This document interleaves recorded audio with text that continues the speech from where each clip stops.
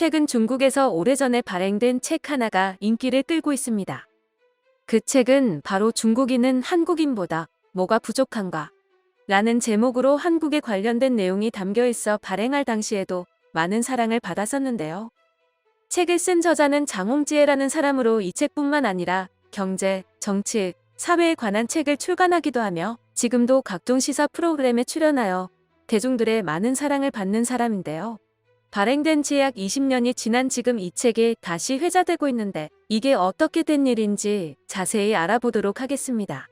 얼마 전 중국의 유명 경제학자가 중국인은 한국인보다 뭐가 부족한가의 책을 읽고 난 감상평을 한 것이 중국 SNS에서 큰 호응을 불러일으키고 있습니다.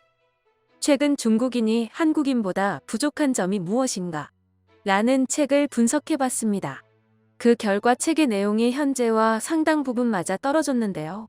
도대체 한국인보다 부족한 점이 어떤 것이 있을까? 라는 질문에 수십 년이 지난 지금까지도 답을 찾지 못하고 중국의 입에 발린 소리만 말합니다. 그래서 그 답을 찾고자 저의 느낀 점을 이야기하겠습니다. 근현대사를 비교하자면 한국, 중국의 국민 상황이 비슷했습니다. 일제강점기를 겪은 것인데요. 한국은 아직까지 일본을 용서하지 않고 싫어합니다.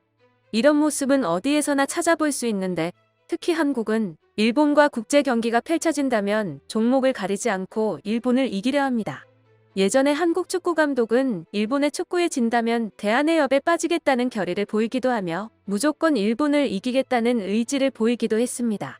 심지어 한국은 일본의 가위바위보조차 지려고 하지 않습니다.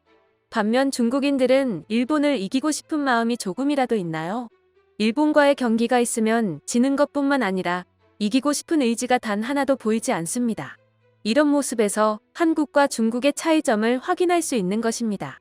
한국이 도대체 왜 중국보다 빨리 성장할 수 있었을까요? 그 답은 국민성에서 나옵니다. 전 세계 어디를 가도 중국인은 환영받을 수 없습니다.